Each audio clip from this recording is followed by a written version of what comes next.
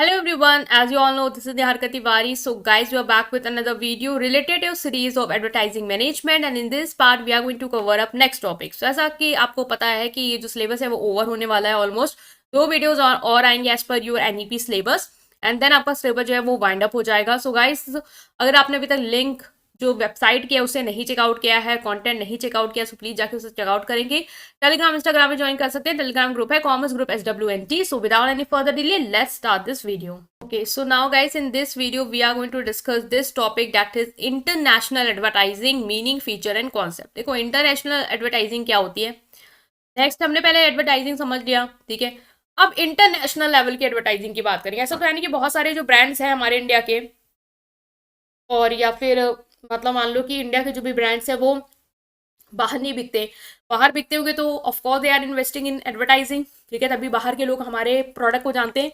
Similarly बाहर के जो ब्रांड्स हमारे यहाँ बिक रहे हैं, जैसे डोमिनोज हो गया, मैकडी हो गया, बहुत ही ब्रांड जो है वो सब बाहर के ही हैं. सो वो सारे भी क्या करा रहे हैं, हमारी यहाँ अपनी एडवर्टाइजिंग करवा रहे हैं.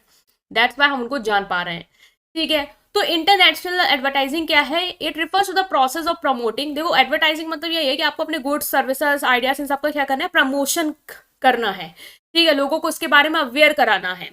बट जब आप यही चीज ग्लोबल स्केल पे करते हैं, ठीक है, वर्ल्ड वाइड करते हैं, अलग अलग कंट्रीज में करते हैं, अलग अलग रीजन में करते हैं, तो उसे हम कहते हैं इंटरनेशनल एडवर्टाइजिंग.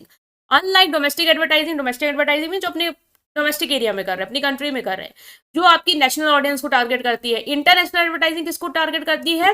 वो आपकी पूरी वर्ल्ड वाइड जितनी भी ऑडियंस आपकी हो सकती है उन सबको वो रीच करती है. फीचर्स की बात करें तो पहला फीचर आता है ग्लोबल रीच. मीन जो इंटरनेशनल एडवर्टाइजिंग है वो हमें हेल्प करती है कि हम मल्टीपल कंट्रीज के अक्रॉस क्या कर पाए, अपनी ऑडियंस को टारगेट कर पाए. मीन्स हमारा जो प्रोडक्ट है जो फॉरेन में भी बिक रहा है, ये हम चाहते हैं कि फॉरेन कंट्री में हम अपने प्रोडक्ट को बेचें, तो हम उनको भी क्या करना चाहेंगे, टारगेट करना चाहेंगे.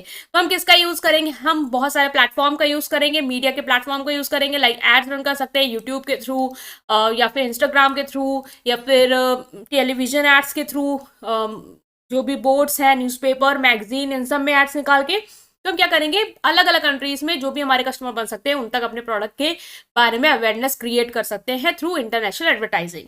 ये बाहर के लोग भी हमारे यहाँ अपनी कंट्री में क्या कर सकते हैं, अपने प्रोडक्ट के बारे में हमारे कस्टमर्स को अवेयर करा सकते हैं, ठीक है.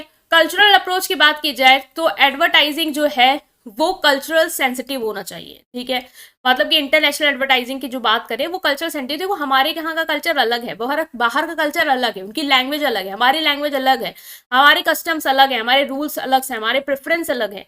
तो जो भी एड्स होगा वो आप कैसे रिजनेट कर पाओगे, आप उस एड से अपने आप को कैसे रिजेंबल करा पाओगे, आप कैसे उससे रिलेट कर पाओगे? आप तभी रिलेट कर पाओगे जब वो आपकी लैंग्वेज है. मान लो आपको मैं कोई ऐसा एडवर्टाइजमेंट दिखा दूं जो फ्रेंच लैंग्वेज में, तो क्या आप उसको उससे कुछ समझ पाओगे कि एड, हाँ प्रोडक्ट देख तो जाओगे कि हाँ ये प्रोडक्ट कुछ है, बट ये क्या है आप नहीं समझ पाओगे, ठीक है. या इसका क्या ब्रांड वैल्यू है, ये क्या दे रही है, किस चीज के बिलीफ पे है, वो नहीं समझ सकते. तो जो भी एड्स हैं उसको जरूरी है कि अगर आप इंटरनेशनल लेवल पे सेल कर रहे हो तो वहां के ऑडियंस के हिसाब से उसको क्या करो, प्रिपेयर करो, ठीक है. जैसे कि शेयर अ कोक कैंपेन चला था. अब कोक जो है वो कोका कोला जो है वो भाई हमारे कंट्री में भी है, ठीक है, फॉरेन कंट्री में भी है. तो फॉरेन कंट्री में जब वो कोका कोला शेयर अ कोक वाला एड चल रहा था तो वहां पे जो नेम बॉटल में छप रहे थे, ठीक है, वो उनके देश के लोगों के नेम थे, जैसे माइक, मैरी, ये सब. हमारी कंट्री में श्रद्धा, शिल्पा, ये सब नाम छप रहे हैं. तो भाई हमारी कंट्री का जो ऐड आ रहा है उसमें वो हमारे यहाँ के लोगों का नाम दिखा रहे हैं, जिससे हम रीजनेट कर पा रहे हैं, और वहां की कंट्री को दिखा रहा है तो वो उनके दिखा रहा है. तो ये बेसिकली क्या ये आपको शो कर रहा है, ये शो कर रहा है कि जैसा जहाँ का कंट्री है वैसे हिसाब से आपको चीजें करनी. जैसे लैंग्वेज भी शेयर कोक में जो थी, जैसे कनाडा में 2 लैंग्वेज बोली जाती हैं, जैसे फ्रेंच हो गई, इंग्लिश हो गई, तो वो 2 ऐड है वो उस बॉटल में दोनों वर्ड्स में चीजें जो है वो लिखी हुई थी, ठीक है. तो इस तरीके से आपको अपने एड्स को प्रिपेयर करना है कि यहाँ के लोग और वहां के लोग दोनों क्या कर पाए, उससे रीजनेट कर पाए.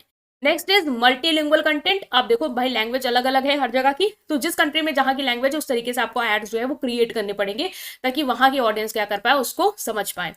स्टैंडर्डाइजेशन वैसा लोकलाइजेशन. स्टैंडर्डाइजेशन मतलब कि जो आपका एड है वो स्टैंडर्ड भी होना चाहिए और लोकलाइज्ड भी होना चाहिए. मतलब कि आपको डिसीजन लेना पड़ेगा कि स्टैंडर्डाइजिंग और एडवर्टाइजिंग, स्टैंडर्ड एडवर्टाइजमेंट जो कि आप ग्लोबली करना चाह रहे हैं, और लोकली जो आपके यहाँ के लोग हैं उनके हिसाब का ऐड कैसा होना चाहिए. जैसे कि अगर आप एग्जाम्पल लो तो जैसे मैकडी है, ठीक है, मैकडी क्या करता है, मैकडी आपको एड दिखाता है, ठीक है।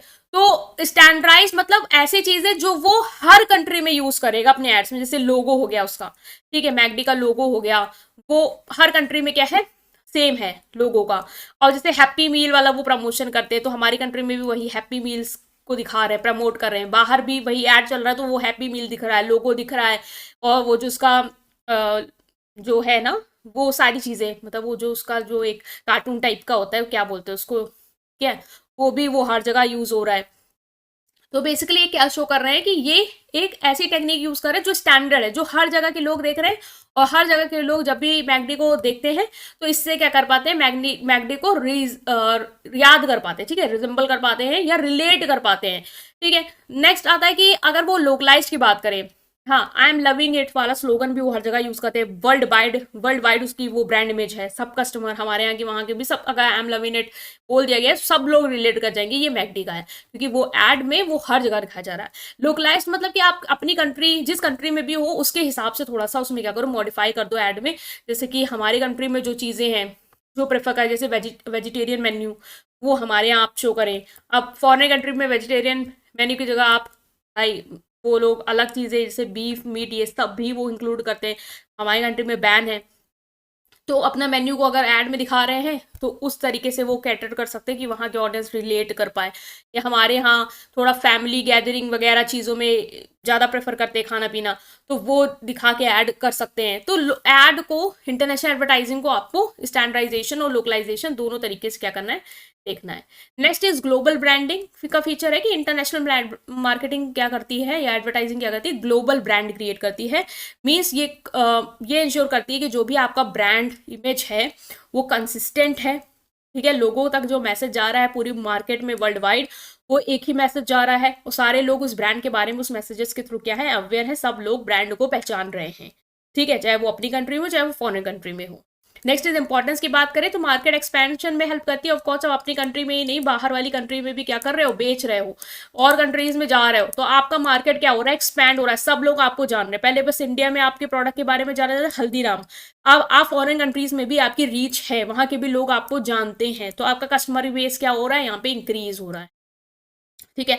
नेक्स्ट इज ब्रांड अवेयरनेस बढ़ती है। It help in building global brand awareness and recognition essential for competing international market है। भाई ऑफकोर्स ब्रांड अवेयरनेस, ग्लोबली आपको आपके ब्रांड के बारे में लोग जानते हैं, हल्दीराम हो गया इंडिया का ब्रांड, लोग बाहर के लोग भी जानते हैं आपके इस ब्रांड को, ठीक है। इतना ही नहीं, बाहर के जो भी ब्रांड्स है, जैसे हमारे यहाँ कोका कोला हो गया, ठीक है, और बाकी सारे ब्रांड जो बाहर के हैं उनको हम लोग जानते हैं, रिकॉग्नाइज कर पाते हैं, ठीक है, वो इंटरनेशनल मार्केट में कॉम्पिटिट कर रहे हैं, उनकी क्रेडिबिलिटी। अब आप ऐसा तो है नहीं आप कोका कोला को आप रिलाई नहीं करते हो उस चीज़ पे, करते हो तभी खरीद रहे, इतनी बड़ी मार्केट है उसकी।